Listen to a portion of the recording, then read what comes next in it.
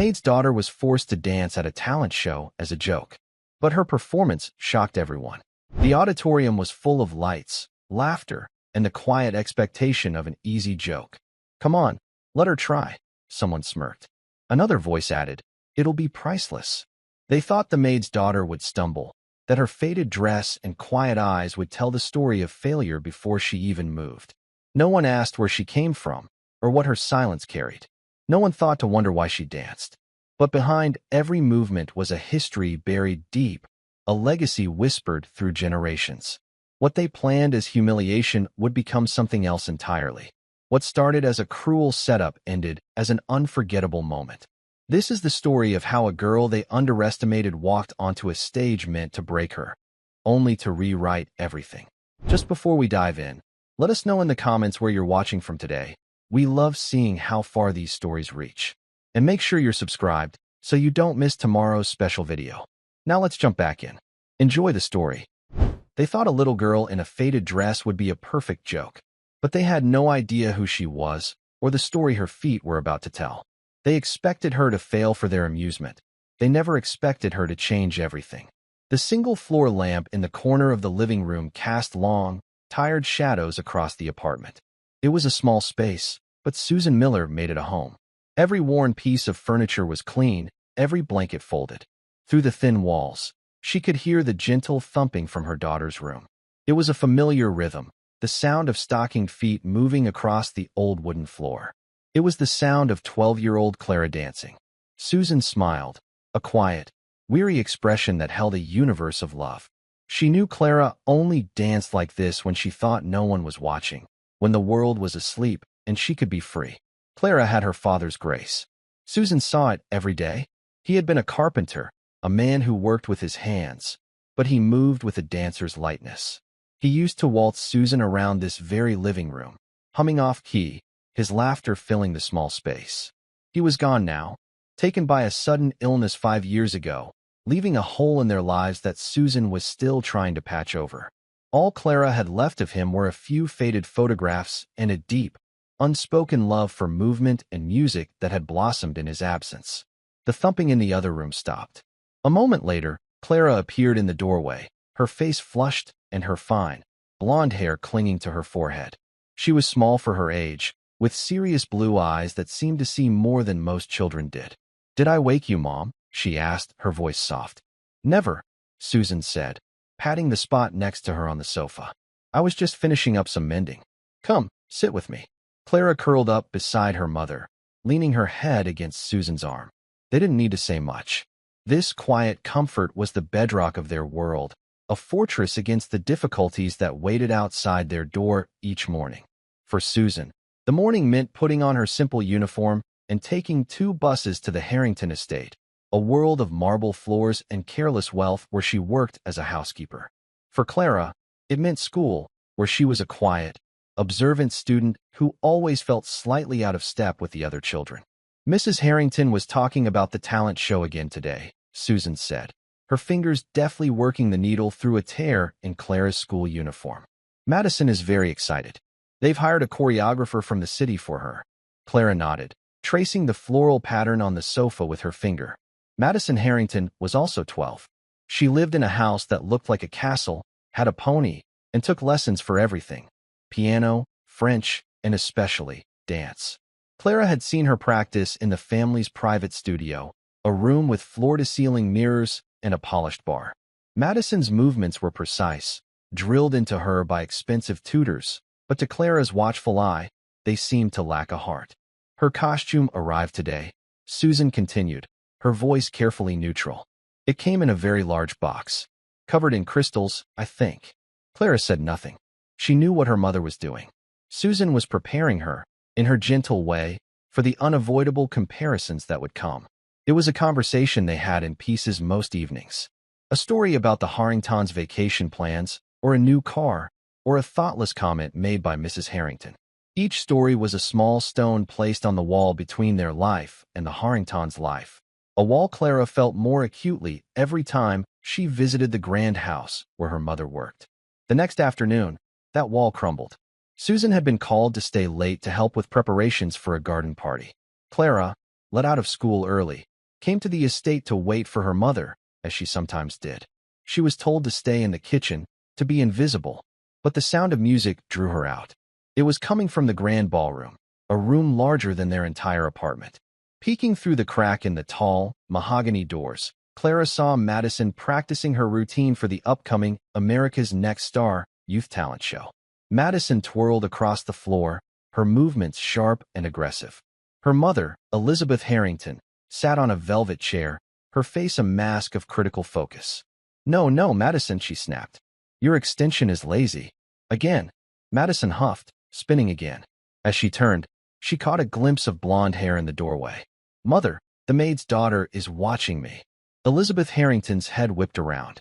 Her eyes, cold and sharp, landed on Clara. What are you doing? I thought I told your mother you were to remain in the kitchen. Clara froze, her heart pounding. I'm sorry, ma'am. I heard the music. Mrs. Harrington stood up, her silk dress rustling. She walked over to Clara, looking her up and down with an expression of faint disgust. Clara was wearing her school clothes, a simple skirt and a blouse Susan had mended twice. She felt herself shrink under the woman's gaze. She looks like a little stray, doesn't she? Mrs. Harrington said to the room at large. Madison giggled. Then, a strange, cruel idea began to form on Elizabeth Harrington's face. Her thin lips curved into a smile that did not reach her eyes. You like to dance, little girl?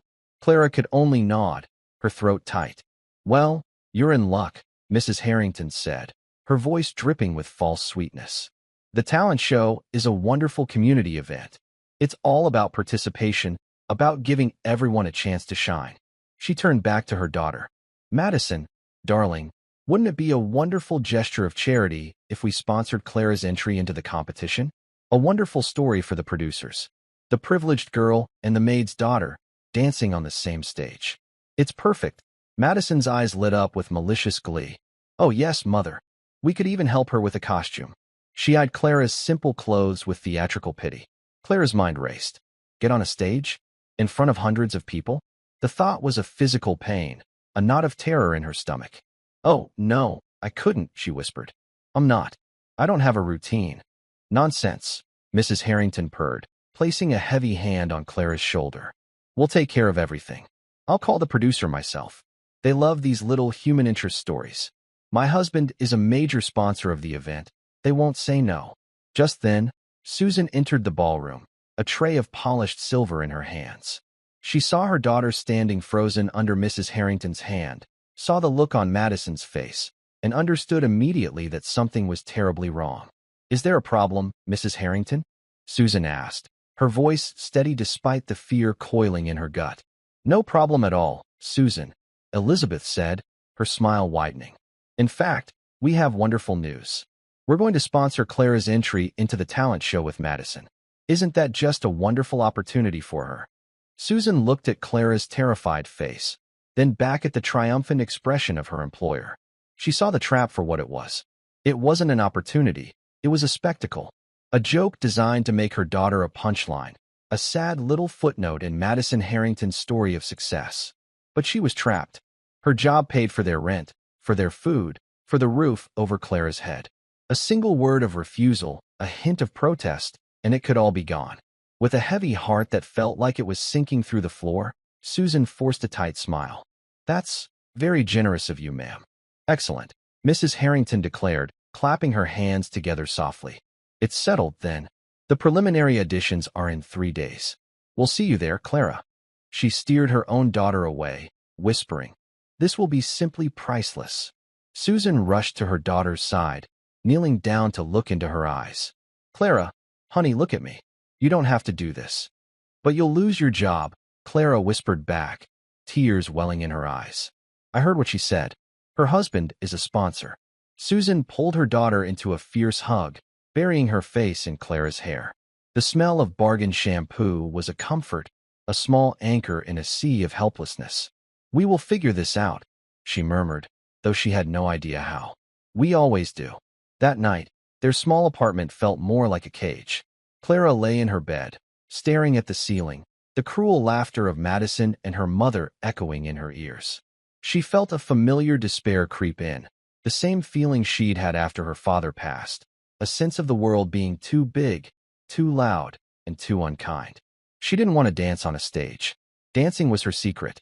It was the one thing that was hers alone, a silent conversation between her body and the music, a way to speak when words failed. To do it in front of them, for their laughter, felt like a violation. She heard her mother moving around in the living room and knew she wasn't sleeping either. A few minutes later, Susan appeared at her door, holding a dusty, wooden box.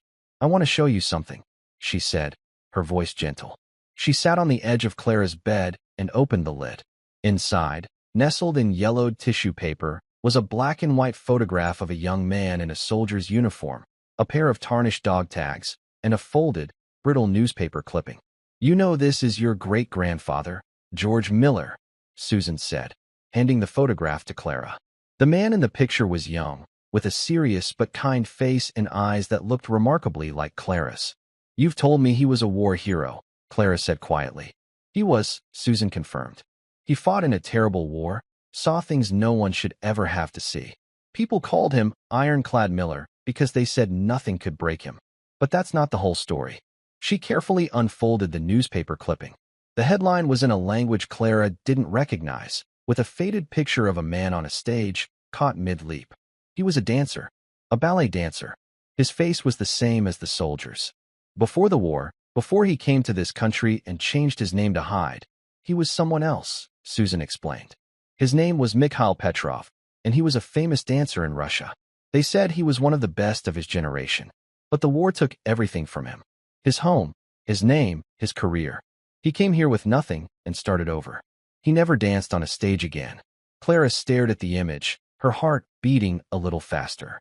A dancer. This stoic war hero, this legend in their family, had been a dancer. He never talked about it, Susan continued, her voice filled with a distant sadness. But his wife, your great-grandmother, said that sometimes, late at night, she would find him in the yard, moving under the moonlight. He could not dance. It was in his blood. It was who he was. Susan picked up the old, worn dog tags. The name stamped into the metal was G. Miller. He was brave, Clara. Not just because he was a soldier. He was brave because he lost everything and he still found a way to build a new life. He faced things that were much scarier than a stage with some bright lights. She pressed the dog tags into Clara's palm. The metal was cool against her skin. When you feel scared, you hold on to this. And you remember his story. You are not just a maid's daughter, Clara. You are the great-granddaughter of Ironclad Miller. There is steel in you that the Harringtons could never understand. Clara closed her fingers around the dog tags, the sharp edges pressing into her palm. She looked from the photo of the soldier to the clipping of the dancer. For the first time that day, the knot of fear in her stomach loosened, replaced by a tiny, fragile spark of something else. Something like courage. She didn't know if she could do this. But now, she knew she had to try. Not for the Harringtons, not for the show, but for the silent dancer who lived on in her blood. The next day, Susan called the production office of America's Next Star to confirm Clara's participation. The man on the phone was named Mark Jennings. He sounded slick and overly enthusiastic. "Susan, wonderful to hear from you," he boomed, as if they were old friends. "Elizabeth Harrington has told me all about your little Clara. What a heartwarming story. It's exactly the kind of thing our audience loves. The underdog, the dream against all odds. It's ratings gold." Susan's stomach turned. "Clara is a very shy girl, Mr. Jennings. She's not used to any of this." "Don't you worry about a thing," Mark said with a practiced chuckle. "We'll take great care of her. Just get her to the studio tomorrow for the pre-show interviews and a quick rehearsal. We want to capture all that raw, authentic emotion." Susan knew what raw, authentic emotion meant. They wanted to film her daughter's fear. They wanted to package her poverty and her shyness into a 2-minute segment designed to make the audience feel a mix of pity and superiority before they cast her aside. She hung up the phone, her hand trembling slightly. This was so much worse than she had imagined. It wasn't just Mrs. Harrington's private joke anymore. Now, they were going to broadcast it to the entire city. When she told Clara, the girl's face went pale. "Interviews? They want to ask me questions. We'll get through it together," Susan said, trying to inject a confidence into her voice that she did not feel. "We'll just tell the truth. That you love to dance. That's all." She helped Clara pick out an outfit for the next day. The options were limited. They settled on a simple blue dress, one of the few Clara owned that wasn't a hand-me-down. Susan had sewn it herself for a school recital 2 years ago. It was neat and clean, but next to the designer clothes of the other contestants, she knew it would look plain and homemade.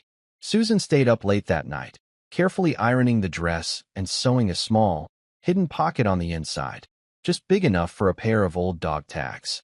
The television studio was a sprawling, intimidating building of glass and steel. Inside, it was a chaotic maze of corridors, sound stages, and brightly lit rooms filled with people rushing around with clipboards and headsets.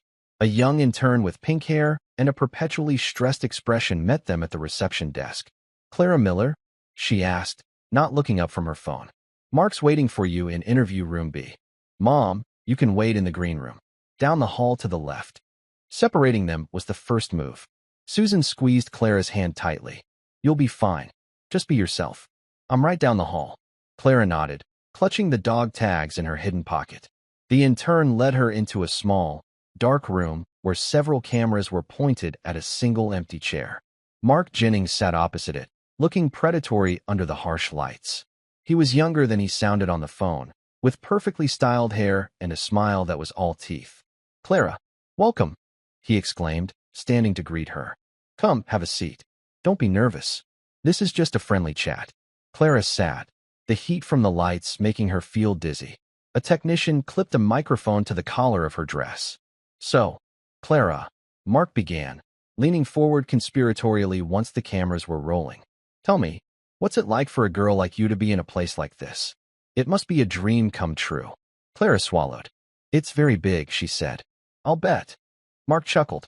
"And Mrs. Harrington sponsored your entry. What a wonderful woman. It must be incredible, having your mother work in a place like that, seeing how the other half lives." Every question was a thinly veiled reference to her family's poverty. He asked what her apartment was like. He asked if she was friends with Madison. He asked if she had ever had professional dance lessons. With each question, he was painting a picture for the audience, the poor, untalented charity case. Clara gave short, quiet answers, her voice barely a whisper. She refused to cry, refused to give him the dramatic tears he was so obviously fishing for. In her pocket, her fingers traced the letters on her great-grandfather's name. Finally, Mark leaned back, a flicker of annoyance in his eyes. She wasn't giving him the sound bites he wanted. "Okay, Clara. Last question. Madison is a very talented, highly trained dancer. What makes you think you can compete with her?" Clara looked directly into the camera for the first time. She thought of her mother, working tirelessly to keep them afloat. She thought of her father, waltzing her mother around their tiny living room. And she thought of the dancer, the soldier, the man who had survived so much more than this. "I don't think about competing with Madison," she said, her voice small but clear. "When I dance, I'm just telling a story." The answer was so simple, so unexpected, that Mark was momentarily silenced. He quickly recovered, ending the interview with another plastic smile. "Wonderful. That's just wonderful. Now, let's get you to the rehearsal stage." The rehearsal was even more humiliating. The stage was vast and empty. A few bored-looking technicians lounged in the front rows. Madison was there with her mother, stretching imperiously in a corner. She was wearing a professional-looking leotard and leggings. Clara, in her simple blue school dress, felt like a ghost. "Okay, little star, show us what you've got," Mark said, gesturing to the center of the stage. "What's your music?" I brought a CD," Clara said, holding it out. It was a piece of classical music her father had loved, a powerful, melancholic cello suite. Mark glanced at it with a smirk. "Ambitious.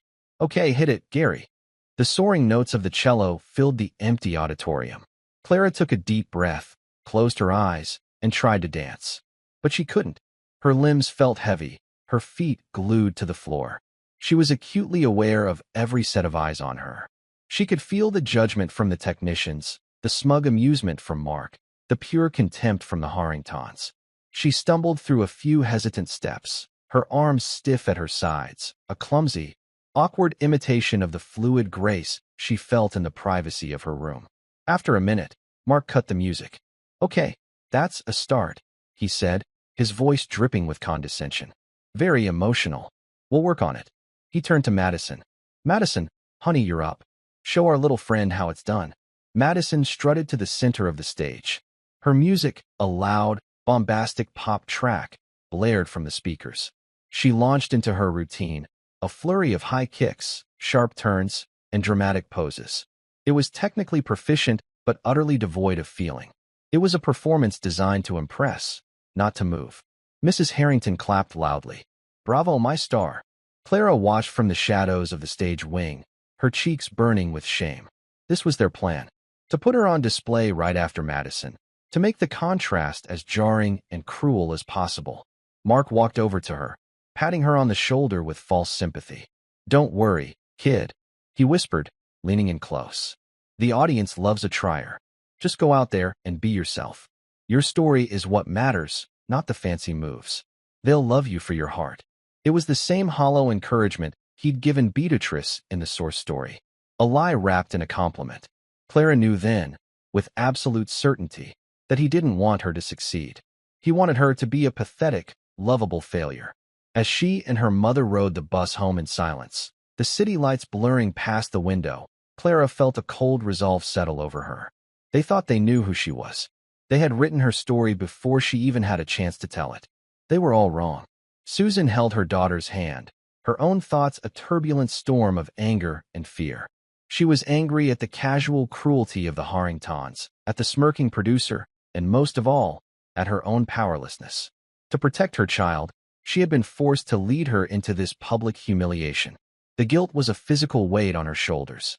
When they arrived back at their small, quiet apartment, the familiar space offered little comfort.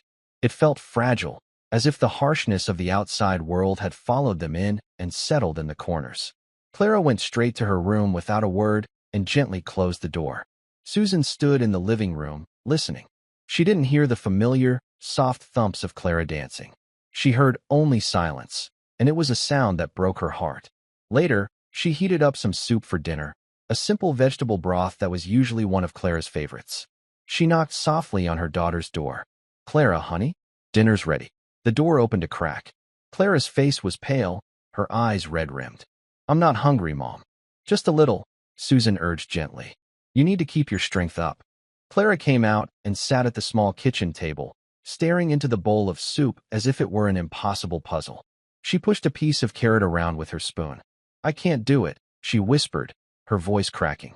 I can't go back there. When I was on that stage, I forgot everything. I forgot how to move. I just stood there while they all stared at me. Madison, she was laughing. I know, Susan said, her voice aching with sympathy. She reached across the table and covered Clara's hand with her own. What they are doing is wrong, Clara. It's mean, and it's unfair. Then why do we have to do it? Clara asked, a tear finally escaping and rolling down her cheek. Why can't we just say no? Susan took a deep, shaky breath. She had to be honest. Because I am afraid, honey. I'm afraid of losing my job. I'm afraid of not being able to pay the rent or buy our food. That's the truth. And it makes me feel ashamed to say it, but it's the truth. She squeezed Clara's hand. But my fear isn't your fault, and you don't have to carry it for me. They sat in silence for a long time, the soup growing cold between them. Clara eventually went back to her room, and again, there was no sound of dancing. Susan cleaned the kitchen on autopilot, her movements slow and heavy. This quiet, defeated version of her daughter was a stranger. Clara's dance had always been her joy, her escape. To see it stolen from her, turned into a weapon to be used against her, was an unbearable cruelty. The next day was the final technical rehearsal before the live show. The dread in the apartment was a tangible thing. Clara barely spoke as she got dressed, choosing the same simple blue dress. It felt like a costume for a part she never wanted to play. As she reached for the doorknob, she hesitated. Susan saw the fear in her daughter's eyes, the way her shoulders slumped in defeat. Wait a moment, she said. She went to the wooden box and took out the photograph of her great-grandfather, the dancer. She didn't say anything. She simply propped it up on the little table by the door, right where Clara would see it as she left. The young man in the photo seemed to look back at them, his gaze steady and calm. It was a silent reminder. The atmosphere at the studio was even more frantic than before. Contestants and their parents bustled through the hallways, a nervous, electric energy in the air. Mark Jennings greeted Clara with the same false warmth, a camera crew trailing him. "Clara, our little Cinderella," he announced, loud enough for everyone to hear. "Ready for your big day tomorrow? We're just going to run the lighting cues. No pressure. Just walk through your routine one more time for us." The Harringtons were already there, holding court near the stage. Mrs. Harrington was speaking to another wealthy-looking mother, gesturing discreetly toward Clara while whispering behind a manicured hand. The other woman glanced over, her expression a mixture of pity and disdain. The poison of their narrative was spreading. Clara walked toward the stage, her feet feeling like lead. This time, she didn't even try to dance. When the music started, she simply walked to her starting position, stood for a moment, and then walked off. She couldn't bring herself to perform for them again, not even in rehearsal. The music played into an empty spotlight on the stage. Mark sighed theatrically. "Stage fright," he said to his cameraman, shaking his head. "Poor kid. It's a lot to handle. Make sure you get a tight shot of her face tomorrow. The audience needs to feel that emotional journey." As Clara walked down the dark corridor leading away from the stage, her head down, a voice cut through her misery. "Hey, kid." She looked up. A young man in a black t-shirt with the show's logo was leaning against the wall. He had kind eyes and a friendly, concerned expression. He was holding a coil of cable. "I'm David," he said. "I work on the sound crew." Clara just nodded, expecting him to mock her like everyone else. "Listen," he said, lowering his voice. "Don't let them get to you. I've seen them do this before. They find someone they think is an easy target, and they build a whole story around them. The sad story. It's all planned." Clara stared at him, surprised by his honesty. "That producer, Mark, he thinks he's making a movie, and you're his sad little character," David continued. "He wants you to be scared. He wants you to look helpless. That's his sympathetic elimination segment." The phrase hung in the air between them. Sympathetic elimination. That's what she was. A pre-planned failure. "So what do I do?" Clara asked, her voice barely audible. David looked around to make sure no one was listening. "When you get out there tomorrow, don't look at them. Not the judges, not the audience, and definitely not the Harringtons. They'll feed off your fear. Instead, find something to look at in the back of the auditorium. A little red exit sign, a light on a camera, anything. Stare at that one spot and dance for it. Don't dance for them. Don't even think about them. Just do what you do in your room when you're all alone. Can you do that?" The advice was so simple, yet it felt like a lifeline. A strategy. It was a way to take back a tiny piece of control.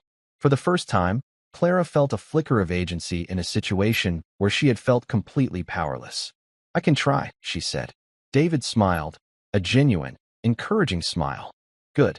Now get out of here before Mark sees me talking to you. And hey, break a leg." That night, the eve of the performance, was the longest of Clara's life. She and Susan ate dinner in their usual quiet companionship, but tonight the silence felt different. It was less about sadness and more about a shared, unspoken resolve. After they had cleared the table, Susan brought the wooden box into the living room and sat on the floor, motioning for Clara to join her. She didn't take out the photos this time. Instead, she lifted a false bottom in the box, revealing a hidden compartment. Tucked inside was a pair of old, worn leather ballet slippers. They were cracked with age, the ribbons frayed, but they had clearly been well-loved. "These were his," Susan said softly. "Your great-grandmother kept them hidden. He never wanted anyone to know. He was so afraid of being seen as weak, especially after everything he'd been through." Clara reached out and touched the soft leather. It felt almost sacred. "He wasn't weak, though," Susan continued, her eyes distant. "He was the strongest person I ever knew. Not because of what he did in the war, but because of how he lived his life after. When he came to this country, he had nothing. He didn't speak the language. People looked down on him. They called him names. He took the jobs no one else wanted, sweeping floors, digging ditches. But he never complained. And he never, ever let them see him bow his head." She looked directly at Clara, her expression fierce with love. "Dignity, Clara. That's the one thing they can't take from you unless you give it to them. What the Harringtons and that man at the studio want is to steal your dignity. They want to turn you into a joke so they can feel powerful. You cannot let them." Clara looked down at her hands, the weight of her mother's words settling deep inside her. "I don't care if you win," Susan said, her voice softening. "I don't care if you get a single clap. All I care about is that when you walk onto that stage tomorrow, you do it with your head held high. You are not their charity case. You are not the maid's daughter. You are Clara Miller, the great-granddaughter of a man who was an artist and a survivor. You stand in your light. You tell your story with your dance, and you let the rest of the world fade away. Whatever happens after that doesn't matter. We will still walk out of there together, with our heads high. The words were a balm on Clara's raw nerves. They shifted something inside her. The goal was no longer to win, or even to dance well. The goal was to endure with grace. The goal was dignity. She picked up the tarnished dog tags and closed them in her fist. Can I wear these tomorrow? They were always yours, Susan said, her eyes shining with tears.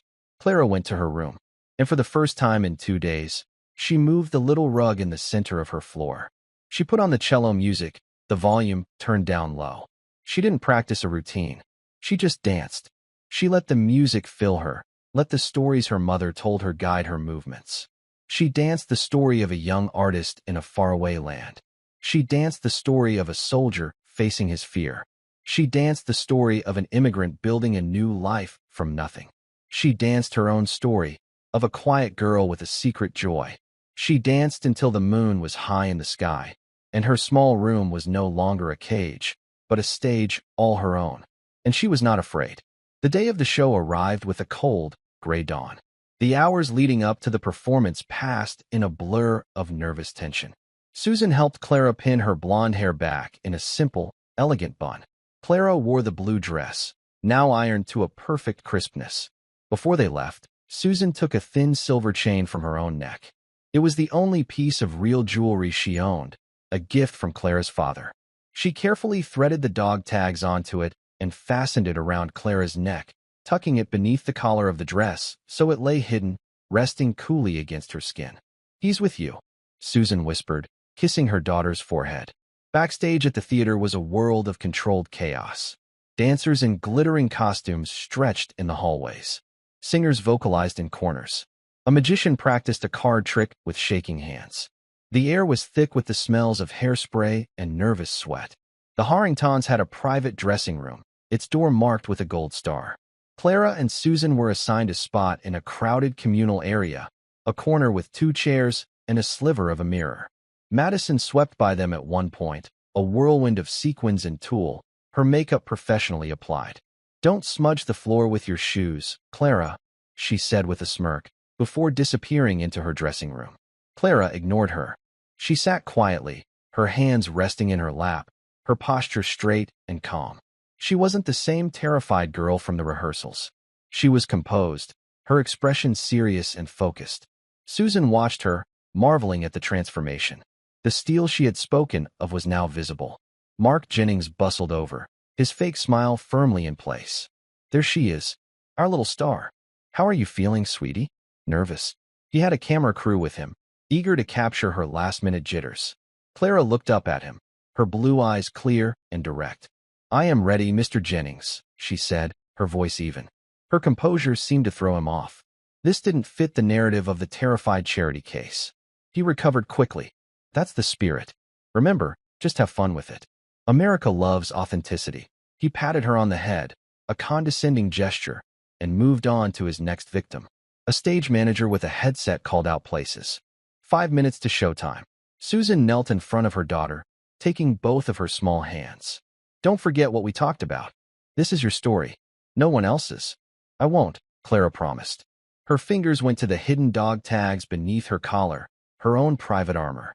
She was the 7th contestant in the lineup, scheduled to go on right after a loud, energetic hip-hop group, and just before Madison Harrington. It was a deliberate choice by the producers, designed to maximize her humiliation. The hip-hop group finished to wild applause, their performance a technical marvel of synchronized movement and acrobatics. Then, the stage went quiet. The host, a man with a dazzling white smile, stepped into the spotlight. "And now, folks, we have a very special story for you," he began, reading from the teleprompter with practiced sincerity. "Our next contestant is here tonight, thanks to the generosity of the Harrington family. She's a little girl with a big dream, whose mother works for the family as a housekeeper. It just goes to show you, it's never too late to chase your dreams. Please give a warm welcome to the very brave, Clara Miller." Polite, slightly pitying applause rippled through the massive auditorium. Clara walked from the wings into the blinding glare of the spotlights. The stage felt 100 miles long. She could feel the weight of thousands of eyes on her, could sense their collective judgment of her simple dress, her lack of professional polish. A camera on a long mechanical arm swooped in close, its red light glowing like a predator's eye. She walked to the center of the stage and stood there, her hands clasped loosely in front of her. The host approached. "Welcome, Clara. It's a big stage. Are you nervous?" "A little," she admitted, her voice soft but steady. "Well, we're all so proud of you for being here. What will you be performing for us tonight?" Clara took a quiet breath. "I'm going to dance to Bach's Cello Suite No. 1. A murmur went through the audience and the judges' panel. It was a serious, complex piece of music, a choice so unexpected for a 12-year-old in a talent show that it bordered on absurd. The lead judge, a famous Broadway choreographer known for his sharp tongue, raised an eyebrow. In the control room, Mark Jennings leaned into his microphone, speaking to the director. "Here we go. Get ready with the camera on Mrs. Harrington. I want her patronizing, teary-eyed reaction shot. This is going to be a train wreck. A beautiful, heart-wrenching train wreck." The first notes of the cello began to play, the sound rich and mournful, filling the silent theater. Clara closed her eyes for a single second. She remembered David's advice. When she opened them, she did not look at the judges or the host or the vast, dark sea of faces. She found the small, red exit sign high up in the back of the auditorium, a tiny beacon in the darkness. She fixed her gaze on it. And then, she began to tell her story. Her first movement was not a grand leap or a dramatic twirl. It was a simple, quiet gesture. An unfolding of her arms, a slow rise onto the balls of her feet. It was a movement of awakening, of a story beginning to be told. It was not the clumsy, hesitant stumbling from the rehearsal. This was something else entirely. This was intentional. In the control booth, Mark Jennings leaned forward, his smirk faltering for the first time. "Okay, get a close-up. Let's see the tears." But there were no tears. Clara's face was a mask of intense concentration, her blue eyes fixed on that distant red light. Her body, small and unassuming in the simple blue dress, began to move with a fluidity that was breathtaking. She was not executing steps she had memorized. She was channeling a narrative. Her dance told the story of a young man in a cold, distant land, his movements full of youthful joy and artistic passion. Her arms carved shapes in the air that spoke of soaring ambition, of a life laid out like a grand stage. The lead judge, the famously severe choreographer, slowly sat up straighter in his chair. He took off his glasses, polished them on his jacket, and put them back on, as if he couldn't believe what he was seeing. This was not the amateurish display he had expected. The girl's technique was unrefined. Yes, she lacked the polished precision of a studio-trained dancer. But she possessed something far rarer. She had an innate, almost primal connection to the music. Every note from the cello seemed to flow through her, not just around her. In the wings, Susan Miller stood with her hands pressed to her mouth, tears streaming silently down her face. This was her daughter. This was the secret, beautiful dance she had only ever glimpsed through a cracked door. To see it now, unfurling in all its glory under these harsh, unforgiving lights, was a pain and a joy so profound it stole the air from her lungs. On stage, the tone of the music shifted, becoming darker, more dissonant. Clara's movements changed with it. The joyful leaps were replaced by sharp, angular gestures. Her body coiled and contracted, telling the story of war, of loss, of a world turned upside down. She moved with a ferocity that seemed impossible for a girl her size. She was ironclad Miller on the battlefield, her small frame conveying a story of immense struggle and resilience. She was no longer just a 12-year-old girl. She was a conduit for a history she had never known but had inherited in her very bones. The audience was utterly captivated. The initial pity had evaporated, replaced by a stunned, disbelieving silence. They had been prepared by the host's introduction for a sad, clumsy performance. They had been primed to feel a patronizing sort of sympathy. What they were witnessing was a raw, powerful, and deeply moving piece of performance art. They had come expecting to see a joke. They were being shown a masterpiece. Elizabeth Harrington sat rigid in her front row seat, her smile frozen on her face. This was not happening. This was not the plan. The pathetic little maid's daughter was supposed to trip over her own feet. She was supposed to be a laughable footnote, a moment of comedic relief before her own daughter's triumphant performance. She glanced at her husband, whose usual expression of bored indifference had been replaced by one of genuine fascination. She looked at her daughter, Madison, who was staring at the stage with a look of pure, venomous jealousy. The beautiful, expensive trap they had set was not only failing, it was transforming its intended victim into a star. "What is she doing?" Elizabeth hissed under her breath. In the control booth, Mark Jennings was frantic. "Forget the Harrington shot. Keep the camera on the girl. On her face, on her feet, I don't care. Just stay on her. This is not the story we were selling, but it's 1,000 times better. This is gold, Jerry, pure gold." The final movement of the cello suite began, a melody of profound sorrow, but also of hope and rebirth. Clara's dance transformed once more. The sharp, pained movements softened. She told the story of a journey across an ocean, of a new beginning in a strange land. She danced the quiet dignity of a man sweeping floors, his artist's soul hidden but not extinguished. She danced the strength of a family putting down new roots, of love found in a small, worn apartment. She danced the story of her mother's tireless work, of her father's waltz in the living room. She danced her own story. As the last, long, resonant note of the cello faded into silence, Clara's movements slowed. She ended not in a dramatic, posed finish, but in a position of quiet repose, her head bowed, her hands clasped in front of her. She stood there, perfectly still, a small, solitary figure in a vast pool of light. For a full 5 seconds, the theater was utterly, completely silent. It was a silence so deep, so absolute, that it felt louder than any applause.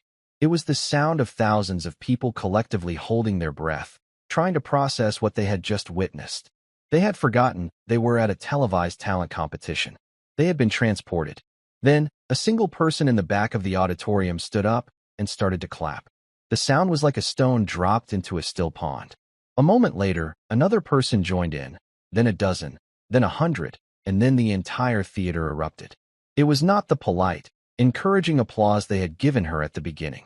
It was a roar, a thunderous, heartfelt, overwhelming ovation that shook the very foundations of the building. People were on their feet, whistling, cheering, some wiping tears from their eyes. Clara lifted her head, and for the first time, she looked out at the audience. She seemed startled by the wall of noise coming at her, as if she were waking from a dream. The host, his professional composure shattered, walked onto the stage, his face a picture of genuine astonishment. He stood beside her, waiting for the applause to die down, but it showed no sign of stopping. The judges were all on their feet, clapping as loudly as anyone. The severe choreographer was beaming, all his earlier cynicism gone. He caught Clara's eye and gave her a sharp, respectful nod. It was the highest praise he could give. Backstage, David, the young sound technician, let out a whoop of triumph, pumping his fist in the air. He had given her a small piece of advice, but she had taken it and built a miracle. In her seat, Elizabeth Harrington was pale with fury. Her perfect plan, her perfect evening, was ruined. She grabbed Madison's arm, her fingers digging in like claws. "You will go out there, and you will be better," she seethed, her voice a venomous whisper. "Do you understand me?" Madison just stared at the stage, at the small girl in the simple blue dress who was being showered with more adoration than Madison, with all her lessons and costumes and privilege, had ever received in her life. For the first time, Madison wasn't just jealous. She was afraid. When the applause finally began to subside, the host held up his microphone. "Clara Miller, everyone," he said, his voice thick with emotion. I think I speak for everyone here when I say, we have just witnessed something truly, truly special." He turned to her, his eyes wide with wonder. "Clara, where did you learn to dance like that?" Clara looked out at the sea of faces, her heart pounding not with fear, but with a strange, exhilarating new feeling. She touched the chain hidden beneath her collar. "It's a family story," she said, her voice clear and strong, broadcast to millions. The host, sensing a powerful moment, gestured for her to continue. "Tell us." "My great-grandfather," she began, her gaze steady, "was a dancer. A famous one, in his home country. but he lost everything in a war. He came here with nothing but the clothes on his back and the name on his dog tags. He never danced on a stage again. He worked hard.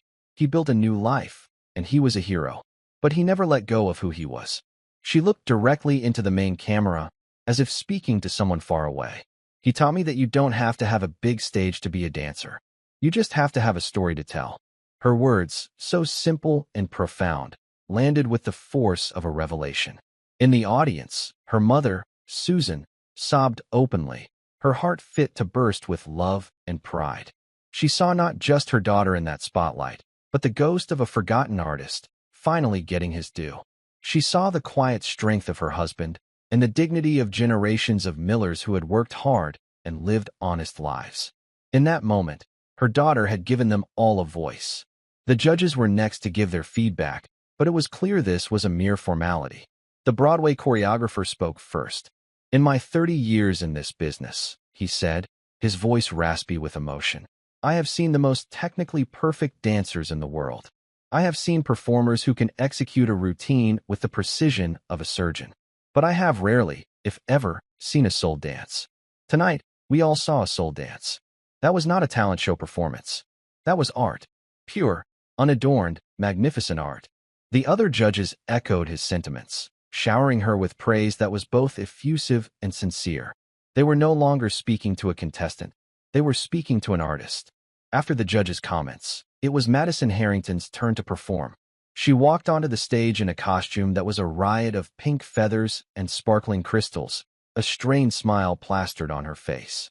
Her loud, generic pop music started, and she launched into her highly rehearsed routine. Her kicks were high, her turns were fast, her smile was wide. But the performance, which moments before would have seemed impressive, now felt hollow and empty. It was a series of gymnastic tricks set to music. It had no story, no heart, no soul. It was a perfect, polished, expensive shell. The audience applauded politely when she finished, a lukewarm ripple of sound that was a stark, brutal contrast to the thunderous ovation they had given Clara. Madison took her bow, her smile faltering at the corners, and walked off the stage, her eyes burning with humiliation. Her mother met her in the wings, her face a mask of cold fury. The joke had been on them, after all. The rest of the show passed in a daze for Clara. When it came time to announce the winner, there was no suspense. The host ripped open the envelope with a flourish. The winner of this year's America's Next Star competition is Clara Miller. Confetti cannons exploded, showering the stage in glittering paper. The host handed Clara a ridiculously oversized check and a large, shiny trophy. The audience was on its feet again, their applause deafening. Clara stood in the center of the glittering storm, holding the trophy, her mind struggling to catch up with the reality of the moment. She looked to the wings and saw her mother. Susan was not looking at the trophy or the check. She was looking at her daughter's face, and her own face was radiant with a light that outshone all the stage lights in the world. As the show ended and the cameras were turned off, a crowd of people rushed the stage. They weren't producers or stagehands. They were members of the audience, parents, and other contestants, all wanting to congratulate her, to tell her how much her performance had moved them. She was surrounded by a sea of smiling, friendly faces. Through the crowd, she saw Mark Jennings pushing his way toward her, a contract and a pen in his hand, his face alight with opportunistic greed. But before he could reach her, another figure stepped in front of him, blocking his path. It was the lead judge, the famous choreographer. "Don't you dare," the judge said to Mark, his voice low and dangerous. "Don't you dare try to lock this girl into one of your exploitative, dead-end contracts. She is a genuine artist. She deserves better than you." Mark stammered, taken aback, but the choreographer was formidable. He turned his back on the producer and knelt in front of Clara. "Young lady," he said, his voice now gentle. "My name is Arthur Vance. I have a school, a real one, in New York. It's for gifted young people like you. I would be honored, truly honored, if you would consider accepting a full scholarship.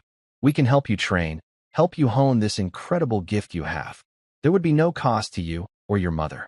We would take care of everything." Clara was speechless. New York, a real school, a scholarship. It was a world she couldn't have even imagined yesterday. She looked to her mother, who had finally made it through the crowd to her side. Susan wrapped her arms around her daughter, holding her tight. "It's your choice, honey," Susan whispered into her hair. "Whatever you want to do."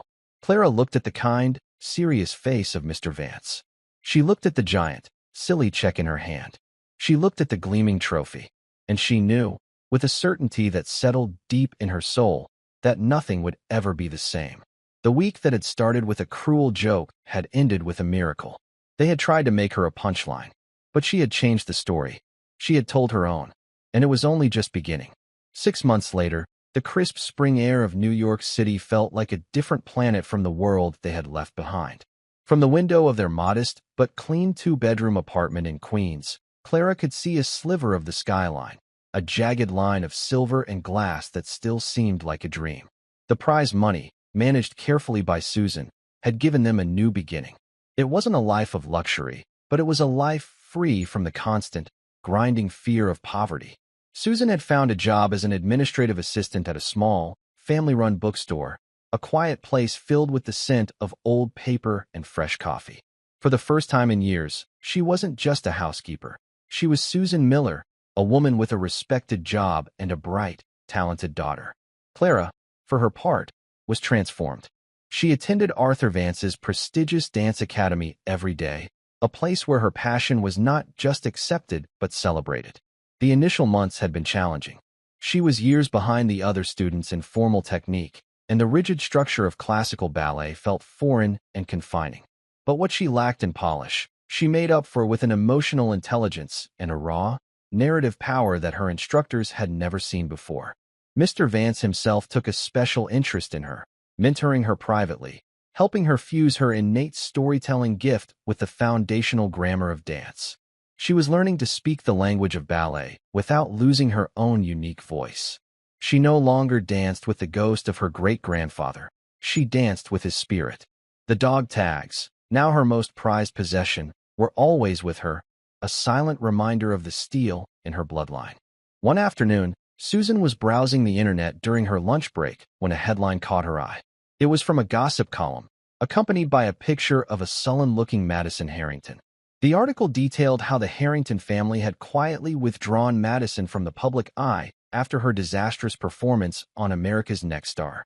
The cruel joke they had planned had backfired so spectacularly that it had made them social pariahs. Mr. Harrington's business partners, wary of the negative publicity, had distanced themselves. The family had sold their grand estate and moved to a smaller, less ostentatious home in another state. Their reign as local society royalty was over, not with a bang, but with a quiet, humiliating whimper. Susan felt not a sense of triumph, but a quiet, somber sense of justice. That evening, Clara came home from school, her face flushed with excitement. "Mr. Vance chose me for a solo part in the spring showcase," she announced, dropping her dance bag by the door. "It's a new piece he choreographed. He said he wrote it for me." Susan wrapped her daughter in a hug, her heart swelling with a pride so fierce it almost hurt. "Oh, Clara, that's wonderful." Later, as they sat by the window, watching the city lights begin to glitter against the deep blue twilight, Clara leaned her head on her mother's shoulder. "Do you ever miss our old apartment?" Clara asked softly. Susan thought for a moment. She thought of the worn furniture, the thin walls, the constant worry. "I miss how close we were," she said honestly. "But I think we brought the best parts of it with us." Clara nodded, her eyes on the distant, shining towers. They had been a joke, a charity case, a footnote in someone else's cruel story. But in the space of 1 week, with a single dance, they had rewritten their own destiny. Their story was no longer about survival. It was about soaring, and it was still just beginning. And that's where we'll end the story for now. What did you think of this journey? Have you ever experienced something similar, or discovered hidden meaning in an unexpected place? Share your thoughts in the comments below. I'd love to know what you were doing while listening. Maybe relaxing after work, on a late-night drive, or just winding down. I truly enjoy hearing your own stories. And if you want to make sure we cross paths again, hitting like and subscribing makes a huge difference. There are so many more inspiring journeys waiting to be told. Tell me, where are you watching from today? Remember, the people around us often carry extraordinary gifts we might never expect. Sometimes all it takes is someone believing in them. Until next time, keep your heart open to life's little surprises, and thank you for spending this time with me.